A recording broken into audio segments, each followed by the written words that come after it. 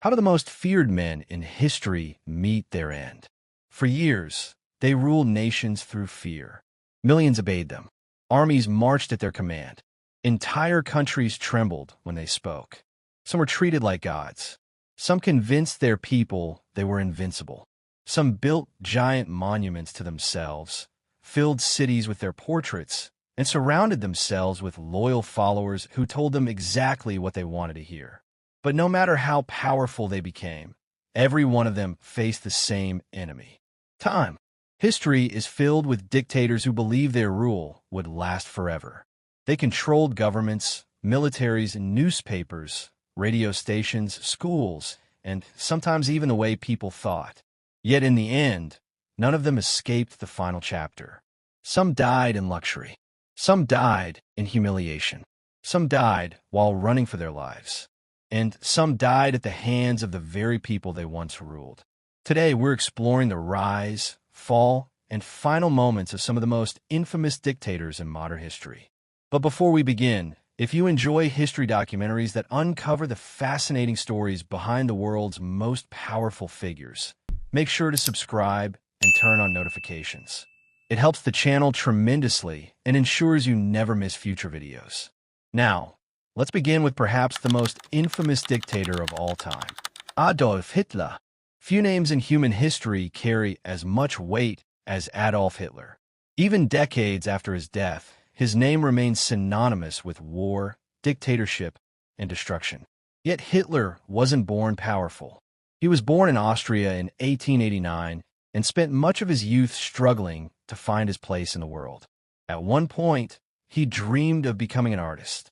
He applied to an art academy in Vienna. He was rejected twice. For years, he drifted through life with little success. Then came World War I. Hitler served as a soldier in the German army and experienced firsthand the horrors of war. When Germany lost in 1918, many Germans felt humiliated. Their empire had collapsed. Their economy was struggling. Their people were angry. Hitler saw opportunity. Using powerful speeches and relentless propaganda, he convinced millions that Germany's problems were caused by enemies both inside and outside the country. His message resonated. Crowds grew larger. Supporters became more loyal. Eventually, Hitler and his Nazi party rose to power. In 1933, he became Chancellor of Germany. Soon afterward, democracy effectively disappeared. Political opponents were arrested. Independent newspapers were silenced. Criticism became dangerous.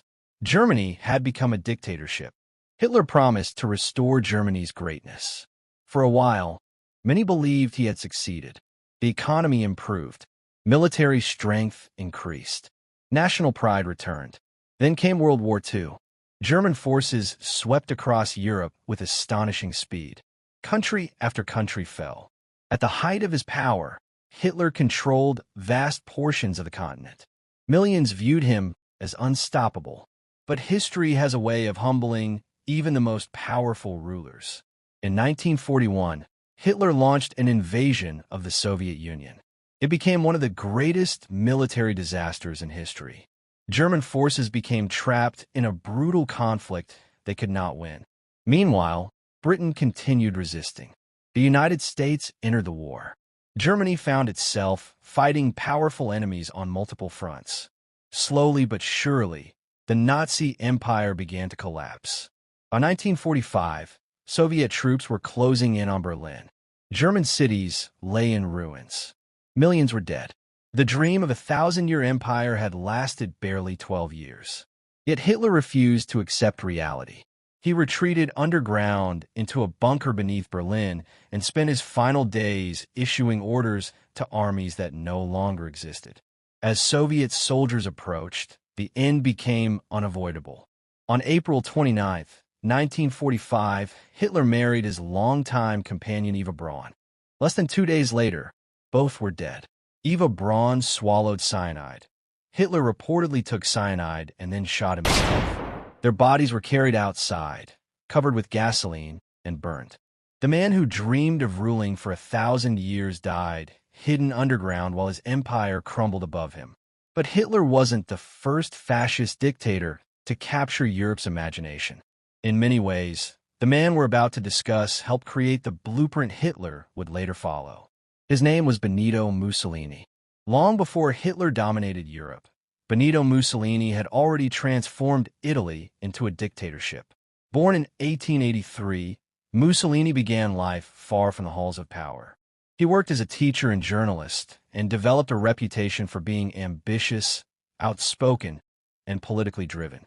After World War I, Italy faced serious problems.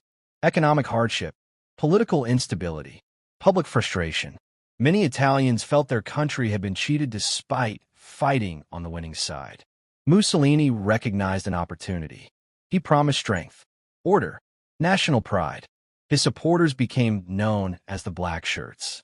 They intimidated opponents and spread fear throughout the country.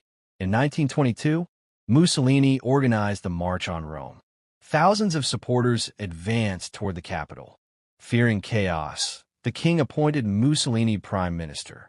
Once in power, democracy slowly disappeared. Opposition parties were weakened. Critics were silenced. The press came under government control. Mussolini became known simply as Il Duce, the leader. For years, he appeared unstoppable. He dreamed of building a new Roman Empire.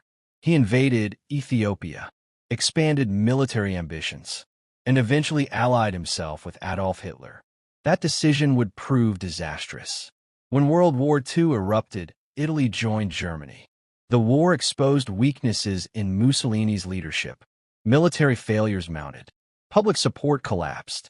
By 1943, even members of his own government had turned against him. He was removed from power, arrested, and later rescued by German forces, who installed him as the head of a puppet state. But his authority was largely gone. By 1945, he knew defeat was near. Disguised as a German soldier, he attempted to escape to Switzerland. He never made it. Italian partisans recognized him. He was captured alongside his mistress, Clara Petacci. The next day, both were executed by firing squad. What happened afterward shocked the world. Their bodies were taken to Milan and hung upside down in a public square. Crowds gathered. Many spat on the corpses. Others threw objects. The man who once demanded complete obedience became a symbol of complete humiliation.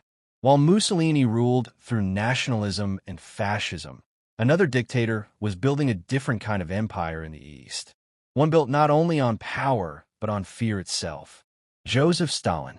Joseph Stalin ruled the Soviet Union for nearly 3 decades. And unlike many dictators, his greatest weapon wasn't military conquest. It was fear. Born in Georgia in 1878, Stalin grew up in poverty and hardship.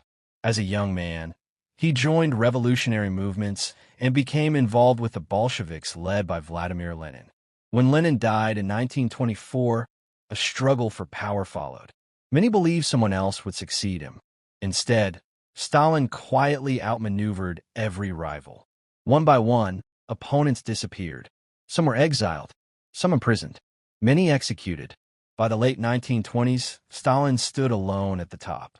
His power was nearly absolute. Under Stalin, the Soviet Union transformed rapidly. Factories multiplied, industry expanded, but the human cost was enormous. Millions suffered through forced collectivization. Famines devastated entire regions. Political purges spread terror across the country. Nobody felt safe. Government officials feared making mistakes. Military officers feared arrest. Ordinary citizens feared saying the wrong thing. A careless comment could destroy a life. Friends distrusted friends. Neighbors informed on neighbors. The Gulag prison camp system expanded dramatically. Then came World War II. Despite suffering unimaginable losses, the Soviet Union emerged victorious against Nazi Germany. Stalin became one of the most powerful men on earth. Yet even dictators grow old. By the early 1950s, his health was deteriorating. Ironically, he had created such an atmosphere of fear that even those closest to him were terrified of making mistakes. On March 1st, 1953, Stalin suffered a stroke and collapsed. Hours passed. No one entered his room. His guards feared disturbing him. His aides hesitated. When they finally checked, Stalin lay helpless on the floor. Medical assistance came too late.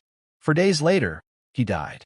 A man who ruled through fear may ultimately have become a victim of the very fear he created. Thousands of miles away, another revolutionary was reshaping one of the world's oldest civilizations. Mao Zedong. Mao Zedong helped transform China forever. To supporters, he was a revolutionary hero. To critics, he was responsible for policies that caused immense suffering.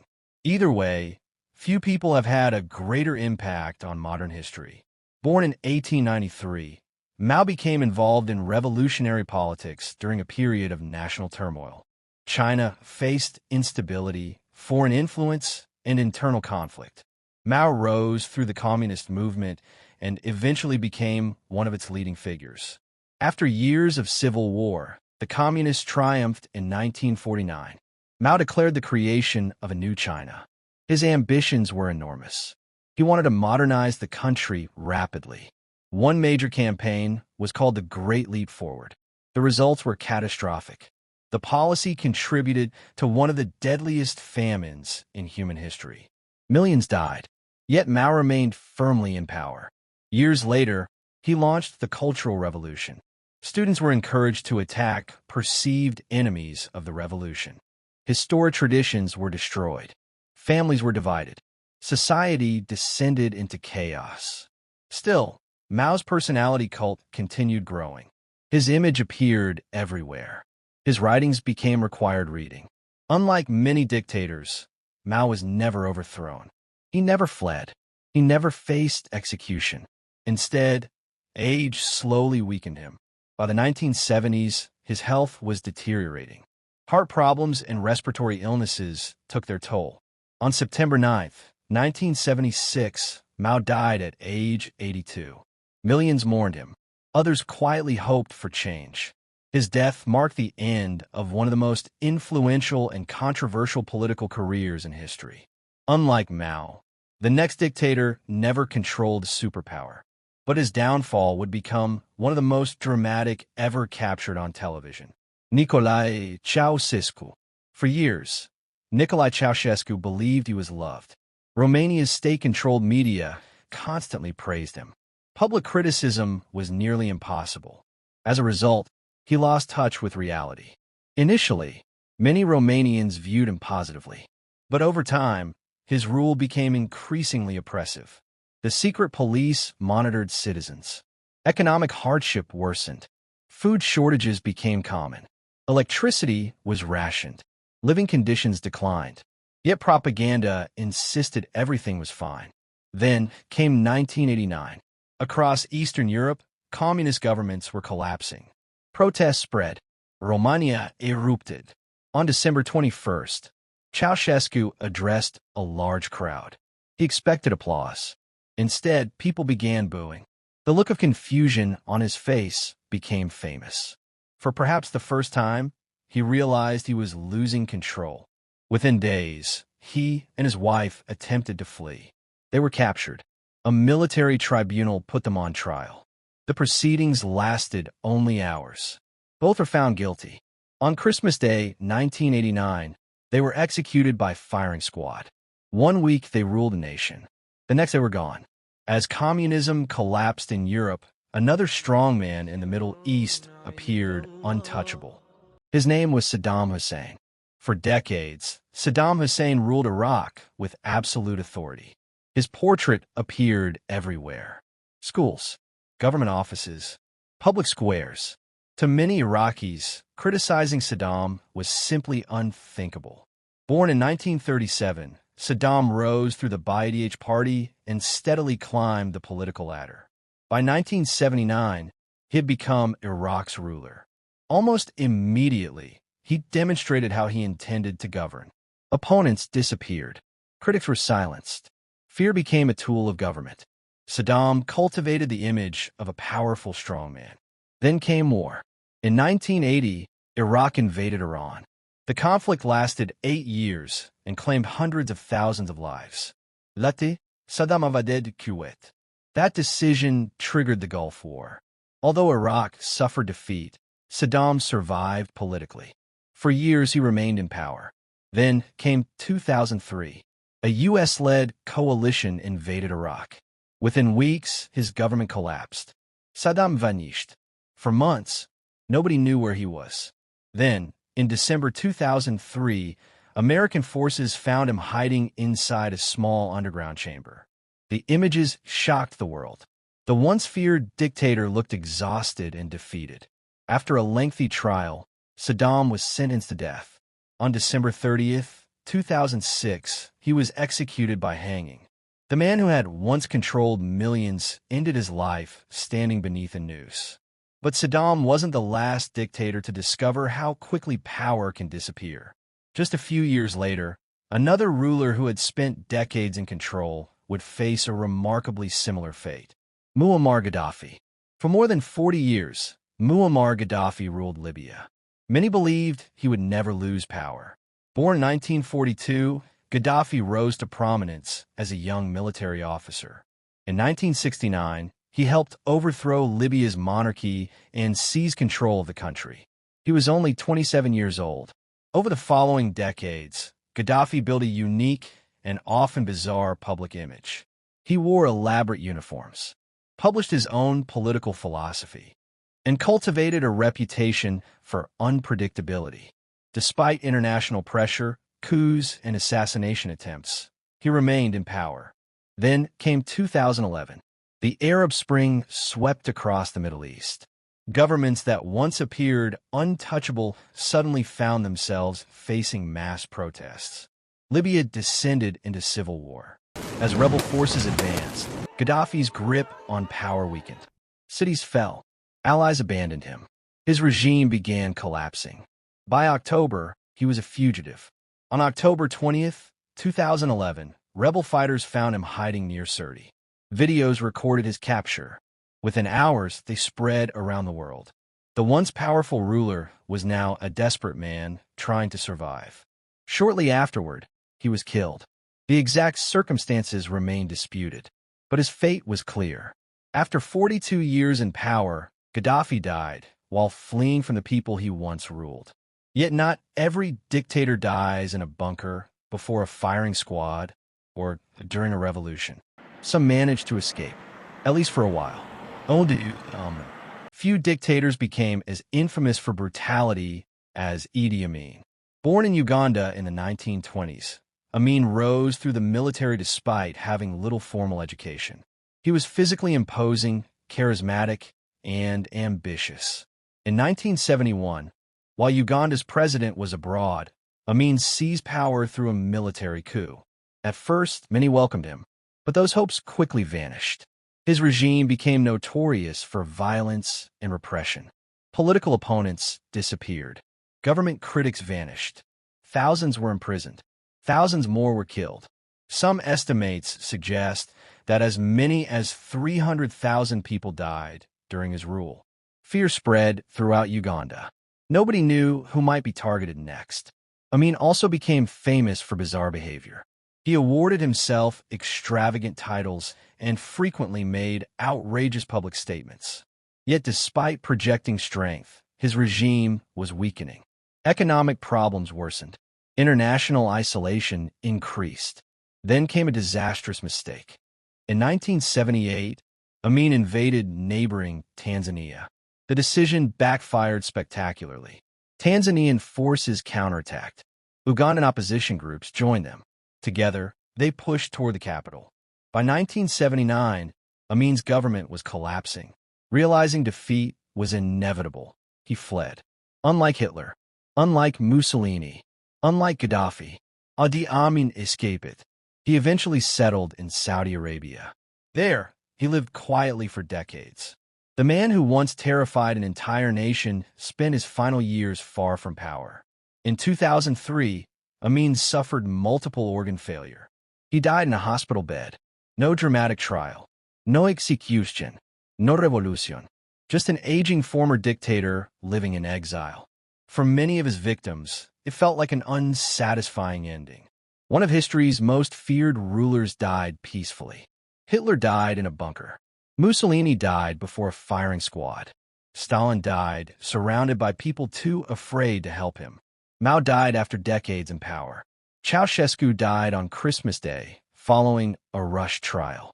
Saddam Hussein died on the gallows. Gaddafi died while fleeing a revolution. And Amin died quietly in exile. Different countries, different ideologies, different eras. Yet their stories reveal the same truth.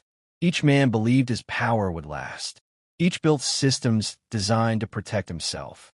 Each surrounded himself with loyal followers. Each believed he could control the future. And every one of them eventually failed. History teaches the same lesson again and again. Fear can create obedience. Propaganda can shape opinions. Power can silence opposition. But none of those things can stop time. No army is large enough. No palace is secure enough.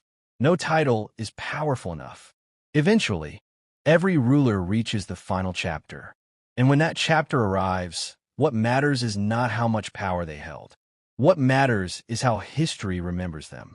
Some leaders are remembered for freedom, some for progress, and some as warnings. These dictators ruled through fear. Their deaths remind us that power is never truly permanent. If you enjoyed this documentary, don't forget to subscribe, like the video, and turn on notifications. And let us know in the comments, which dictator's downfall shocked you the most. Thanks for watching, and we'll see you in the next video.